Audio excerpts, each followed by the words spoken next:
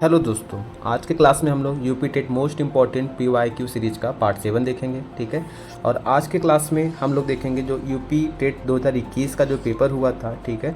उसमें जो CDP का जो सेक्शन था, उस CDP के सेक्शन में आपके 15 क्वेश्चन को आज हम लोग डिस्कस करेंगे और उन 15 क्वेश्चन को पूरे एक्सप्लेनेशन के साथ डिस्कस करेंगे, जो आपके आने वाले यूपी टेट एग्जाम्स में बहुत फ़ायदा करेगा और इनसे क्वेश्चन भी आपको देखने को मिल सकते हैं। ठीक। तो चलिए हम आज के क्लास के सबसे पहले क्वेश्चन को शुरू करते हैं।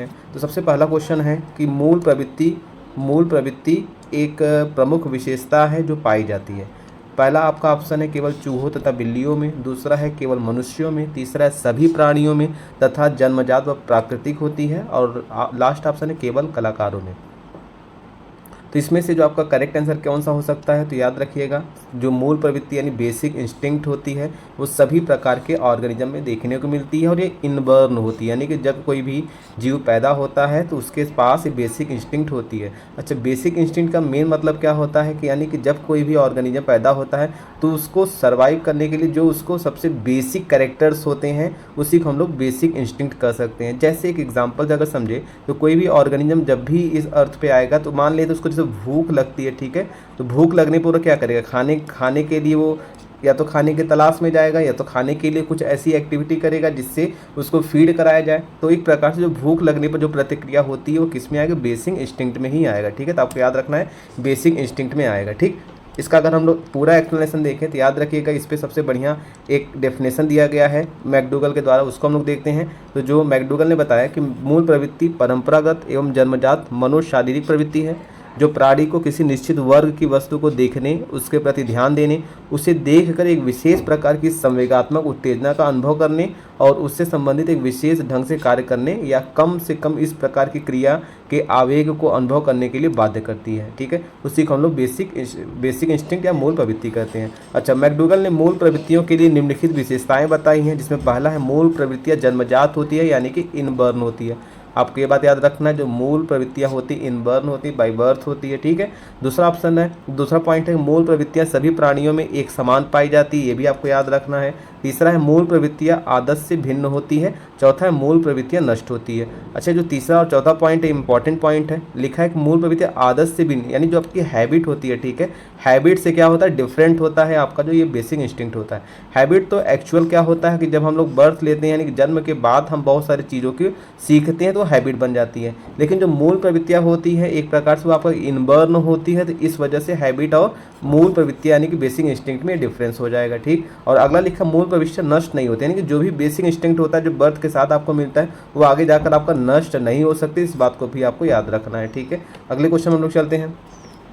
अगला क्वेश्चन आया है आपका राइट टू फ्री एजुकेशन से। आपका इससे क्वेश्चन बनता है, याद रखिएगा इससे, यानी कि भारतीय संविधान में 6 से 14 वर्ष के बच्चों के लिए निःशुल्क व अनिवार्य शिक्षा का अधिकार निम्न में शामिल, यानी कौन से आर्टिकल में बताया गया है कि जो भारत के बच्चे होंगे उनको 6 से 14 वर्ष के बच्चों को निःशुल्क व अनिवार्य शिक्षा दी जाएगी। सबसे पहला आपका आर्टिकल 15 बोलता है, तो अगले क्वेश्चन में चलते हैं। अगला क्वेश्चन आपका है कि, तो चलिए अगले क्वेश्चन चलते हैं। ठीक है। अगला क्वेश्चन आपका संविधान से आया है, इस बात का आपको ध्यान देना क्योंकि इससे आपका आर्टिकल बेस्ड क्वेश्चन आपको देखने को मिल सकता है। तो चलिए हम लोग पहले क्वेश्चन पढ़ते हैं कि भारतीय संविधान में 6 से 14 वर्ष के बच्चों के लिए निःशुल्क व अनिवार्य शिक्षा का अधिकार निम्न में शामिल है, यानी कौन से आर्टिकल में बताया गया है कि जो 6 से 14 वर्ष के बच्चे होंगे उनको फ्री व कंपलसरी एजुकेशन प्रोवाइड किया जाएगा। ऑप्शन आपका है अनुच्छेद 15, अनुच्छेद 26, अनुच्छेद 45 और अनुच्छेद 21। इसमें कौन सा आर्टिकल है जिसमें ये कहा गया है कि 6 से 14 वर्ष के बच्चों के लिए निःशुल्क व अनिवार्य शिक्षा दिया जाए। ठीक है। तो आपको याद रखना जो आपका आर्टिकल नंबर 21 या फिर 21 ए है, यानी अनुच्छेद 21 ए में ये बताया गया है कि जो बच्चे होंगे 6 से 14 वर्ष के उनको फ्री एजुकेशन दिया जाएगा। ठीक है। इसका अगर हम लोग और एक्सप्लेनेशन देखें इसमें आपको कुछ एक इंपॉर्टेंट पॉइंट मैं आपको बताता हूं जो आपके एग्जाम्स के लिए बहुत इंपॉर्टेंट होगा, जिसमें पहला पॉइंट लिखा गया कि, अच्छा इसको अगर हम देखें 6 से 14 वर्ष के लिए कौन सा आपका करेक्ट आंसर हो जाएगा, 21 ए। अब इसमें लिखा है कि जो ये 21 ए है कौन से संविधान संशोधन और कौन से ईयर में जोड़ा गया है, इससे क्वेश्चन कई बार पूछा गया है, तो इसको आपको ध्यान देना है। यह अनुच्छेद 86वें संविधान संशोधन 2002 में जोड़ा गया था। ठीक है। कौन से ईयर में, 2002 में जोड़ा गया था। और जिसमें 6 से 14 वर्ष के बच्चों के लिए निःशुल्क व अनिवार्य शिक्षा का अधिकार दिया गया था। यानी जो सर्व शिक्षा अभियान के तहत ये 86वें संविधान संशोधन 2002 में जोड़ा गया था। तो आपको ये बातें याद रखना, ये क्वेश्चन इंपॉर्टेंट है, ये पॉइंट इंपॉर्टेंट है, जिससे आपके एग्जाम्स में क्वेश्चन बन सकते हैं। ठीक, आगे चलते हैं हम लोग। अगला को ऑप्शन जो अगला आर्टिकल दिया उसको हम लोग समझते हैं। जो आर्टिकल नंबर 15 है, इसमें बताता है कि राज्य के किसी भी नागरिक के साथ जाति, धर्म, लिंग, जन्म स्थान और वंश के आधार पर भेदभाव नहीं किया जा सकता।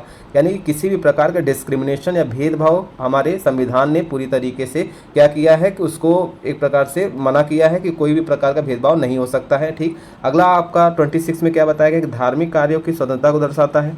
यानी कि जो भी भारत के नागरिक होंगे वो किसी भी धार्मिक कार्य को आसानी से कर सकते हैं बिना किसी रोक टोक के।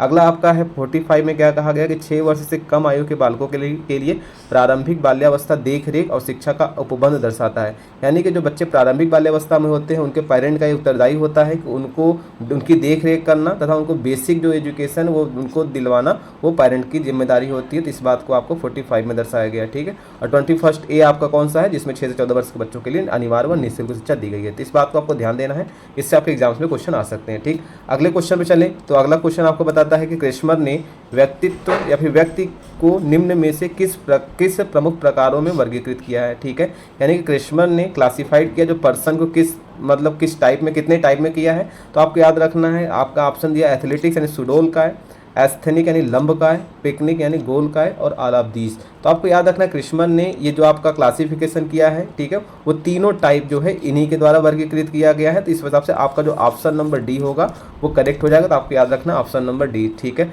अगर इसका हम लोग एक्सप्लेनेशन पे चले तो आपको याद रखिएगा, इसको हम लोग पॉइंट वाइज करके एक्सप्लेन करते हैं। तो सबसे पहले क्रिस्मर ने सन 1925 में व्यक्तित्व को 3 प्रमुख प्रकारों में वर्गीकृत किया है।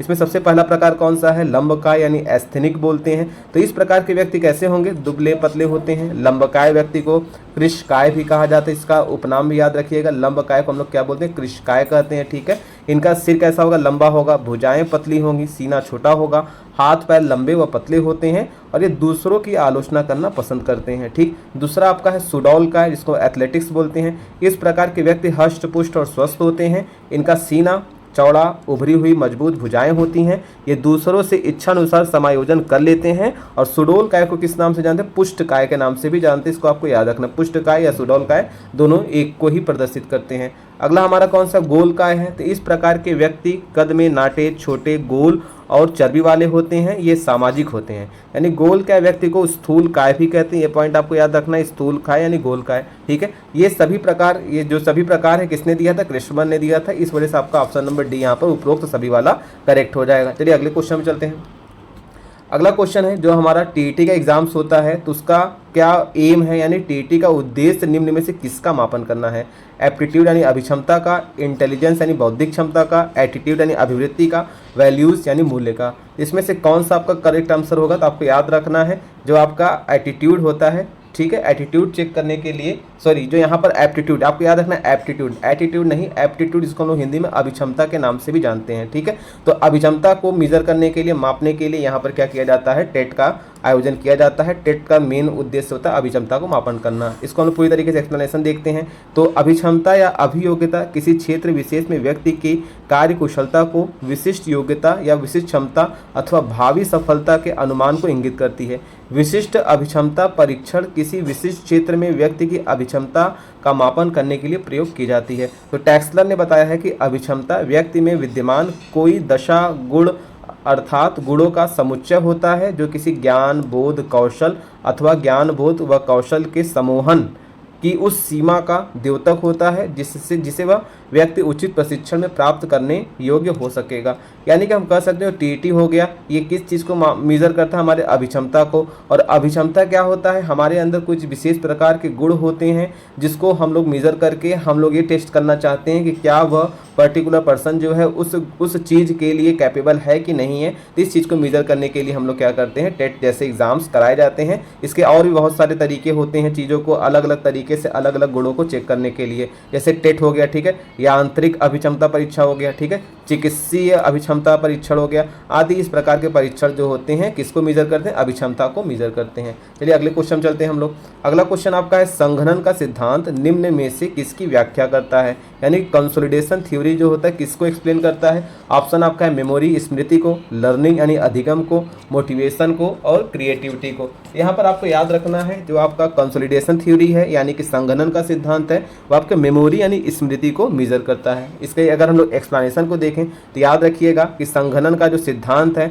स्मृति की व्याख्या करता है और यह सिद्धांत मूल रूप से निर्णय निर्माण की प्रक्रिया तथा प्रस्तुतिकरण के तरीके को व्याख्यायित करता है। इस सिद्धांत के अनुसार मनुष्य के मस्तिष्क में असंख्य सूचनाएं संघनित रहती हैं, ठीक है, और मनुष्य वही सूचना के द्वारा निर्णय का निर्माण करता है जो समस्या समाधान में सहायक होती है। अतः वही व्यक्ति निर्णय निर्माण में दक्ष होगा जो सृजनशील होगा। तो संघनन का सिद्धांत मस्तिष्क में सूचनाओं के संचयन से संबंधित है जो अधिगम अभिप्रेरण सृजनात्मकता से संबंध नहीं रखता है। इस वजह से आपका कौन सा विकल्प सही हो जाएगा, ऑप्शन नंबर ए यहाँ पर सही हो जाएगा, ठीक है। चलिए अगले क्वेश्चन में चलते हैं। अगला क्वेश्चन है कि पिछड़े बालकों के लिए जो शैक्षिक लब्धि की अवधारणा किसने दी है, ठीक है, यानी कि जो भी हमारे बैकवर्ड चिल्ड्रेन होंगे उनके लिए एजुकेशनल क्वेश्चन के लिए यानी एजुकेशनल क्वेश्चन का कॉन्सेप्ट किसने दिया है। ऑप्शन आपका है शोनेल ने, ठीक है, गॉर्डन ने, बर्टन हॉल ने और सिरिल बर्ट ने, ठीक है। तो यहाँ पर आपको याद रखना है कि जो बर्ट यानी सिरिल बर्ट जो होंगे ये आपके करेक्ट आंसर में आ जाएंगे। सिरिल बर्ट ने ही क्या किया था, पिछड़े बालकों के लिए शैक्षिक लब्धि यानी कि एजुकेशनल क्वेश्चन जिसको हम EQ भी बोलते हैं, एजुकेशनल EQ, ठीक है, एजुकेशनल क्वेश्चन की अवधारणा दिया था, ठीक। इसके अगर हम लोग एक्सप्लेनेशन को डिस्कस करें तो याद रखिएगा तो पिछड़े बालकों के लिए शैक्षिक अवधारणा किसने दी थी, सिरिल बर्ट ने दी थी। और बर्ट ने क्या बताया कि जिस बालक की शैक्षिक लब्धि 85 से कम होती है उसे पिछड़ा बालक कहा जाता है। ये इंपॉर्टेंट पॉइंट है, यानी अगर 85 से कम होगा जिसका EQ मतलब क्या होता है, एजुकेशनल क्वेश्चन अगर 85 से कम होगा तो उसे पिछड़ा बालक कहा जाएगा। इस पॉइंट को आपको याद रखना है, ठीक है, पिछड़ा बालक कहा जाएगा। और ये कथन किसका है तो आपको ये भी याद रखना है, सिरिल बर्ट ने इस बात को कहा। तो पिछड़े बालकों के शैक्षिक निष्पत्ति को प्राप्त करके प्रतिशत के अलावा प्रायः शैक्षिक लब्धि अर्थात EQ के द्वारा व्यक्त करते हैं। तो शैक्षिक लब्धि यानी EQ बराबर क्या होगा, शैक्षिक आयु अपान दैक्षिक आयु गुणे 100, यानी कि जो उनका शैक्षिक आयु होगा यानी कि एजुकेशनल एज जो भी होगा उनका, ठीक है, कि और दूसरी बात क्या होगा उनका दैहिक आयु यानी कि जो उनका करंट एज होगा, ठीक, उसको या फिर क्रोनोलॉजिकल एज बोल सकते हैं। और गुणे यहाँ पर 100 कर देंगे तो हमको क्या निकल कर आ जाएगा, EQ निकल कर आ जाएगा। तो ये फार्मूला आपको याद रखना है। तो EQ निकालने का फार्मूला क्या हो जाएगा, एजुकेशनल एज, ठीक, अपान क्रोनोलॉजिकल एज और इंटू 100। क्रोनोलॉजिकल एज यानी कि उसको हम लोग बोल सकते हैं जो किस एज में बालक है वही उसका क्रोनोलॉजिकल एज या फिर ऐसे बोल सकते हो करेंट एज क्या है, ठीक है। और एजुकेशनल एज का मतलब क्या है कि हम ऐसे समझ सकते हो बालक जो होगा वो कौन से क्लास में पढ़ रहा होगा, इस तरीके से उसको हम लोग एजुकेशनल एज को यहाँ पर हम लोग मेजर कर सकते हैं, ठीक। और 100 से मल्टीप्लाई कर देंगे तो हमको क्या निकल कर आ जाएगा, उसका EQ यानी एजुकेशनल क्वेश्चन निकल कर चला आएगा, ठीक। इसका ये फार्मूला आपको याद रखना है। चलिए अगले क्वेश्चन में चलते हैं हम लोग। अगला क्वेश्चन हमारा है कि निम्न में से कौन सा एक उत्तम परीक्षण की विशेषताओं से भिन्न है।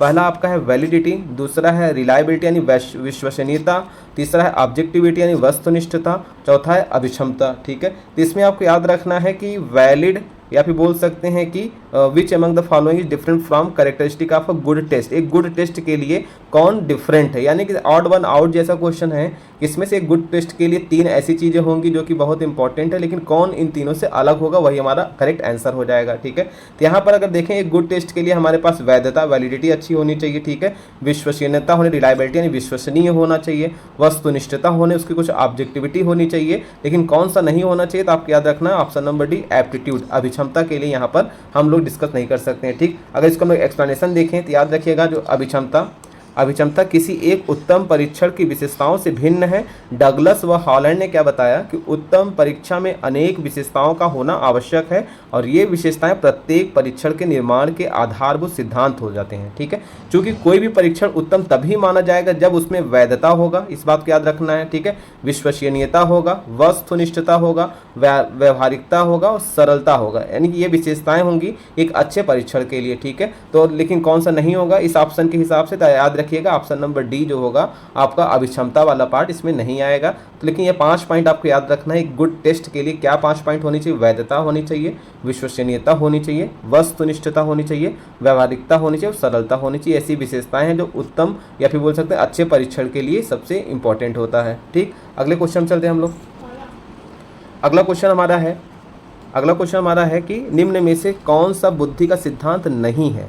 निम्न में से कौन सा बुद्धि का सिद्धांत नहीं होगा? इसको हम लोग पिछले वीडियो में हम लोग डिस्कस भी किए हैं बुद्धि से रिलेटेड टॉपिक को। तो वहाँ अगर आपने वीडियो देखा होगा तो आपको इसका आंसर पता होगा। अगर आपको आंसर पता होगा तो मेरे एक्सप्लेन करने से पहले आप इसका आंसर कमेंट बॉक्स में दे भी सकते हैं। ठीक है, तो इसमें कौन सा होगा? सबसे पहले ऑप्शन को अगर हम लोग देखें तो 2 फैक्टर थ्योरी है, यूनिफैक्टर थ्योरी है, थ्योरी ऑफ रिग्रेशन और theory of multi factor theory, यानी द्वितत्व का सिद्धांत, एक तत्व का सिद्धांत, प्रत्यागमन का सिद्धांत और बहुतत्व का सिद्धांत। तो याद रखिएगा इसमें जो प्रत्यागमन का सिद्धांत यानी थ्योरी ऑफ रिग्रेशन होगा वो आपका करेक्ट आंसर हो जाएगा, जो कि थ्योरी ऑफ इंटेलिजेंस में नहीं आएगा। ठीक है, यानी कि आपको 2 फैक्टर, मल्टी फैक्टर और यूनिफैक्टर ये तीनों आपके बुद्धि के सिद्धांत में आएंगे, लेकिन थ्योरी ऑफ रिग्रेशन यानी प्रत्यागमन का सिद्धांत नहीं आएगा। अगर हम लोग इसके एक्सप्लेनेशन को देखें तो आप ध्यान से इसका एक्सप्लेनेशन देखिएगा कि प्रत्यागमन का सिद्धांत बुद्धि के सिद्धांत से संबंधित नहीं है। प्रत्यागमन का सिद्धांत क्या होता है इसको अगर हम समझें तो यह सिद्धांत वंशानुक्रम के सिद्धांत के अंतर्गत आता है,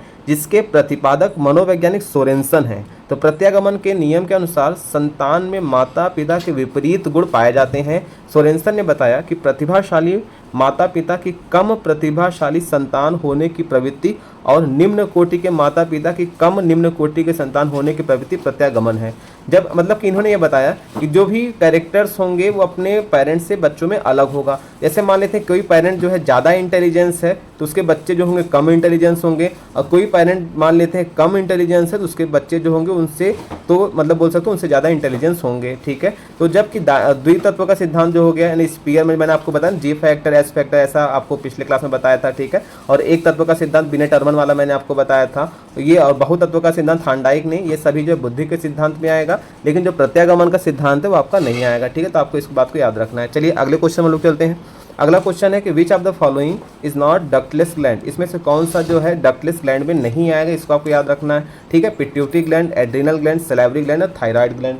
इसमें से आप देखेंगे सबसे पहले कि विच ऑफ द फॉलोइंग, यानी कि इसमें देखेंगे कौन सा जो ग्लैंड होगा डक्टलेस ग्लैंड यानी कि अंतःस्रावी ग्रंथि नहीं है। देखिए ग्रंथि 2 प्रकार की होती है अगर आप ध्यान दिए होंगे।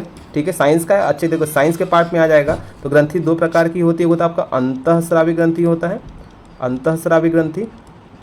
ठीक है, और दूसरा एक कौन सा तो बहिस्रावी ग्रंथि होता है, बहिस्रावी ग्रंथि होता है। ठीक है, जिसको एक को हम लोग बोलते हैं कौन सा एंडोक्राइन ग्लैंड बोलेंगे, जिसको हम लोग बोलेंगे एंडोक्राइन ग्लैंड। ठीक है, एंडोक्राइन ग्लैंड बोलते हैं, और एक को हम लोग बोलते हैं एक्सोक्राइन ग्लैंड बोलते हैं। ठीक है, एक्सोक्राइन ग्लैंड। अब याद रखना इन दोनों में डिफरेंस क्या होता है, तो दोनों में जो मेन डिफरेंस होता है कि एंडोक्राइन ग्लैंड में क्या होता है कोई भी डक्ट जो होता है नहीं पाया जाता है, और जो एक्सोक्राइन ग्लैंड होते हैं इसमें जनरली क्या होता है आपको एक डक्ट पाए जाते हैं। ठीक है, तो आपका ये डक्टलेस ग्लैंड कौन सा हो जाएगा, एंडोक्राइन ग्लैंड हो जाएगा, इसमें डक्ट नहीं पाया जाता। अच्छा, इसके एग्जाम्पल्स कौन कौन से होंगे, तो आपने सुना होगा जो पिट्यूटरी ग्लैंड हो गया, हाइपोथैलेमस हो गया, थायराइड ग्लैंड हो गया। ठीक है, आपके पैनक्रियाज हो गया, पैनक्रियाज तो मिक्स ग्लैंड में आ जाएगा। तो आपको जो पिट्यूटरी ग्लैंड हो गया, हाइपोथैलेमस हो गया, थायराइड ग्लैंड हो गया, थाइमस ग्लैंड हो गया। ठीक है, एड्रिनल ग्लैंड हो गया। ऐसे बहुत सारे जो ग्लैंड्स होते हैं इनको हम लोग कौन से ग्लैंड में रखते हैं, एंडोक्राइन ग्लैंड में रखते हैं। यानी कि pituitary gland, adrenal gland, thyroid gland ये किस में है आपके एंडोक्राइन ग्लैंड में है। और कौन कौन से बहिस्रावी ग्रंथ में आपके हैं, तो एग्जाम्पल आप याद रख सकते हैं सैलिवरी ग्लैंड हो गया। ठीक है, पैनक्रियाटिक ग्लैंड तो एक प्रकार से मेसोक्राइन ग्लैंड में आता है। ठीक है, आपका लीवर हो गया। ठीक है, तो ये सब क्या है आपके जो बहिस्रावी ग्रंथ में आएंगे। तो इसमें से आपका जो करेक्ट आंसर कौन सा हो जाएगा, सैलिवरी ग्लैंड आपका यहाँ पर करेक्ट हो जाएगा। सैलिवरी ग्लैंड जो होगा आपका बहिस्रावी ग्रंथ में आएगा, क्योंकि इसमें कोई डक्ट पाया जाता है और इसमें कोई डक्ट नहीं पाया जाता। ठीक है, इतनी बातें आपको याद रखनी है। चलिए अगले क्वेश्चन हम चलते हैं। अगला क्वेश्चन है कि पियाजे के अनुसार संज्ञानात्मक विकास की द्वितीय अवस्था कौन सी है।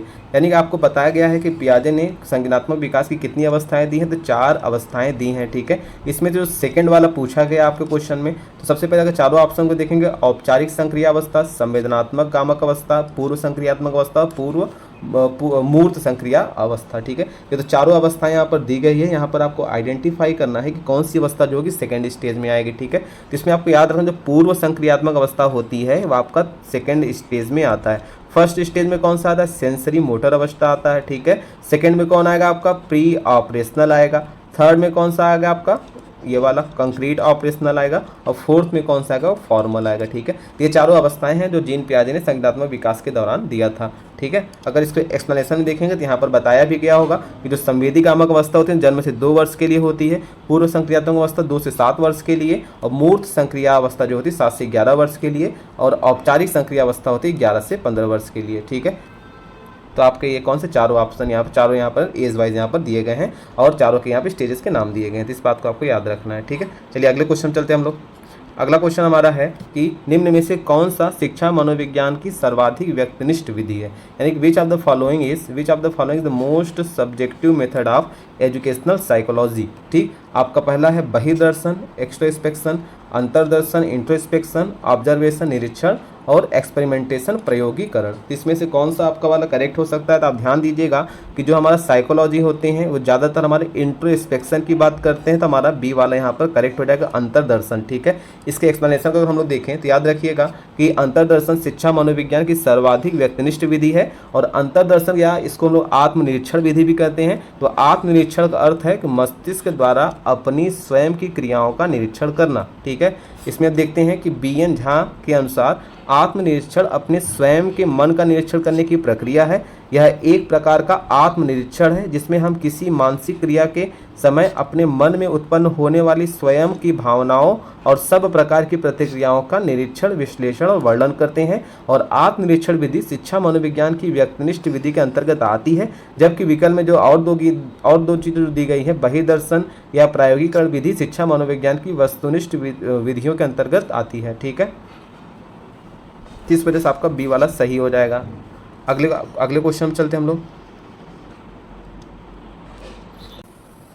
चलिए अगले क्वेश्चन चलते हैं। अगला क्वेश्चन बताता है कि अल्बर्ट बंडूरा निम्न में से किससे संबंधित है। तो आपके 4 ऑप्शन है। पहला है बिहेवियरल थ्योरी यानी व्यवहारवादी सिद्धांत, सोशल लर्निंग थ्योरी सामाजिक अधिगम सिद्धांत, कॉग्निटिव डेवलपमेंट थ्योरी संज्ञानात्मक विकास का सिद्धांत, साइकोसेक्सुअल डेवलपमेंट यानी मनोलैंगिक विकास। इसमें से आपका अल्बर्ट बंडूरा से कौन सा वाला ऑप्शन रिलेट करेगा, तो याद रखिएगा सोशल लर्निंग थ्योरी। जो सोशल लर्निंग थ्योरी है इसको इससे मतलब कौन संबंधित है, तो आपको याद रखना अल्बर्ट बंडूरा इससे संबंधित है। अगर हम लोग इसके आंसर को डिस्कस करें तो याद रखिएगा कि अल्बर्ट बंडूरा ने सीखने की सामाजिक अधिगम सिद्धांत को प्रस्तुत किया, और बंडूरा के अनुसार प्राणी वातावरणीय उद्दीपकों के प्रति यंत्रवत अनुक्रिया नहीं करता है, वरन अनेक विकल्पों में से किसी एक विकल्प को अपने पूर्व अनुभवों तथा अंतर्दृष्टि की सहायता से छांटता है। सामाजिक अधिगम सिद्धांत के अनुसार सीखते समय सर्वप्रथम सीखने वाले के समक्ष ऐसे अनेक अवसर प्रस्तुत किए जाते हैं कि वह निर्देश यानी मॉडल के रूप में कार्य करने वाले व्यक्ति के व्यवहार को स्वतः देख सके। प्रश्नानुसार व्यवहारवादी सिद्धांत थार्नडाइक से, संज्ञानात्मक विकास सिद्धांत जीन पियाजे से तथा मनोलैंगिक विकास फ्रायड से संबंधित है। इस हिसाब से हमारा ऑप्शन नंबर बी यहाँ पर करेक्ट हो जाएगा, सामाजिक वातावरण सिद्धांत, ठीक है। याद रखें सामाजिक अधिगम सिद्धांत आपका कौन सा हो जाएगा, बंडूरा से संबंधित हो जाएगा। अगले क्वेश्चन चलते हैं हम लोग कि अधिगम में पठार निम्न में से किस कारण बनता है। याद रखिएगा अधिगम में जो पठार के बारे में पूछा गया है, तो अभिप्रेरणा द्वारा, परिपक्वता द्वारा, थकान द्वारा, रुचि द्वारा। इसमें से कौन सा वाला ऑप्शन करेक्ट हो सकता है, याद रखिएगा। अच्छा पठार का मतलब क्या होता है, सपोज मैंने ये ग्राफ बनाया, यहाँ पर ग्राफ में इस तरीके से जब कोई लाइन देखा जाता है उसको मतलब ग्रोथ बताता है, लेकिन यही ग्रोथ कुछ टाइम बाद अगर रुक जाती है तो इस तरीके से कर सकते हैं कंडीशन बनता है, इसको हम लोग क्या बोलते हैं प्लेटिया पठार बोलते हैं, ठीक है। तो किसके द्वारा बनता है, याद रखिएगा सी यानी फैटिग या थकान द्वारा बनता है। इसके एक्सप्लेनेशन को हम लोग देखते हैं कि अधिगम में पठार थकान द्वारा बनता है। रॉस के अनुसार सीखने की प्रक्रिया की एक प्रमुख विशेषता पठार है। ये उस अवधि को बताते हैं जब सीखने की प्रक्रिया में कोई उन्नति या कोई प्रोग्रेस नहीं होती है। तो अधिगम के पठार के कारणों में प्रमुख ज्ञानावरोध हो गया, थकान, प्रेरणा की सीमा, शारीरिक क्षमता बोध, सीखने की अनुचित विधियों का प्रयोग आदि हैं, जबकि अभिप्रेरणा द्वारा, परिपक्वता द्वारा तथा रुचि द्वारा अधिगम में पठार उत्पन्न नहीं होता है। तो ऑप्शन नंबर सी यहाँ पर करेक्ट हो जाएगा। अगले क्वेश्चन में चलते हैं कि दर्पण चित्र किसे मापने हेतु प्रयुक्त होता है। पहला आपका ऑप्शन है ट्रांसफर ऑफ लर्निंग यानी अधिगम अंतरण को, रेट ऑफ लर्निंग अधिगम की गति को, क्रिएटिविटी सृजनात्मकता को, इंटरेस्ट यानी अभिरुचि को, ठीक है ना। दर्पण चित्र किसे मापने हेतु प्रयुक्त होता है, तो आपको याद रखना है अधिगम अंतरण, transfer of learning. Transfer of learning को मेजर करने के लिए हम लोग क्या करें, दर्पण चित्र परीक्षण का उपयोग करते हैं, ठीक। इसके एक्सप्लेनेशन को देखते हैं कि दर्पण चित्र अधिगम अंतरण को मापने हेतु प्रयुक्त होता है, और दर्पण चित्र परीक्षण एक मनोवैज्ञानिक जिसका उपयोग सीखने की दर, हाथ, आंख के सम, न्यूरोसाइकोलॉजिकल क्षति को मापने के लिए किया जाता है। यह परीक्षण सीखने की प्रक्रिया की प्रकृति की विश्लेषण और निरीक्षण करने और दृश्य, स्थानिक और अधिगम के बीच संबंधों को अध्ययन करने के लिए प्रयोगात्मक उपकरण के रूप में बनाया गया है, जबकि अधिगम की गति, सृजनात्मकता तथा अभिरुचि का संबंध दर्पण चित्र परीक्षण से संबंधित नहीं है। तो ऑप्शन नंबर ए यहाँ पर करेक्ट हो जाएगा। अगले क्वेश्चन चलते हैं, ठीक है। अगला क्वेश्चन है क्लाउड पिक्चर परीक्षण निम्न में से किसके मापने में प्रयुक्त होता है। ऑप्शन आपका है पर्सनालिटी, इंटेलिजेंस, इंटेलिजेंस, एप्टीट्यूड और इंटरेस्ट। जिसमें से आपका करेक्ट आंसर कौन सा हो जाएगा, जिसमें क्लाउड पिक्चर टेस्ट को हम यूज करके मेजर करते हैं, तो पर्सनालिटी। ठीक है, आपका जो ऑप्शन नंबर ए है पर्सनालिटी। तो पर्सनालिटी को मेजर करने के लिए यहाँ पर क्लाउड पिक्चर टेस्ट किया जाता है। तो याद रखिएगा, जो क्लाउड पिक्चर टेस्ट होता है इसमें व्यक्तित्व के मापने में प्रयुक्त होता है। यह व्यक्तित्व मापन की एक प्रक्षेपी विधि है। क्लाउड पिक्चर परीक्षण विलियम स्टर्न ने दिया है, इस बात को याद रखिएगा। इसमें 3 चित्रों की श्रृंखला शामिल होती है जो स्याही धब्बों के बजाय बादलों से मिलते जुलते हैं। तो चित्र ए सबसे विशिष्ट रंगों और रूपों को प्रस्तुत करता है, चित्र बी एक मध्यवर्ती स्थिति पर है, चित्र सी सबसे अस्पष्ट है। इस प्रकार से इन चित्रों में कोई समरूपता या अन्य नियमितता नहीं है। इस परीक्षण में क्लाउड के चित्र दिखाकर पूछा जाता है कि क्लाउड किसके जैसा दिखता है और उत्तरदाता बादल के चित्रों को अवलोकन करके जवाब देते हैं कि वह किस प्रकार का है। तो बुद्धि, अभिक्षमता, अभिरुचि क्लाउड पिक्चर संबंधित नहीं रखते हैं, अतः विकल्प ए यहाँ पर हमारा सही माना जाएगा। ठीक है, तो ये हो गया आज के 15 सवाल जो कि आपके यूपी टेट के 2021 वाले पेपर में आपका आया था, जिसमें हमने आज डिस्कस किया। आने वाले वीडियो में हम लोग जो अगला 15 क्वेश्चन है उसको हम लोग डिस्कस करेंगे जो कि आपका 2021 में आया था। ठीक है, और इसके बाद जो भी वीडियो आएगा हम लोग कोशिश ये करेंगे कि यूपी टेट में जितने भी पेपर आपके हो चुके हैं अभी तक उन सारे पेपर के सीडीपी वाले पार्ट को हम लोग डिस्कस कर लेंगे विद एक्सप्लेनेशन, जिससे आपका बहुत फायदा मिलेगा। आपका जो यूपी टेट होगा उसमें आपके पीवाईक्यू से क्वेश्चन देखने को मिलते हैं, तो हम लोग यूपी टेट के सारे पेपर को हम लोग डिस्कस कर लेंगे। ठीक है, तो आज की वीडियो में बस इतना ही। अगर आपको हमारा वीडियो पसंद आया हो तो हमारे चैनल को आप लाइक कीजिएगा, सब्सक्राइब कीजिएगा। ठीक है, धन्यवाद।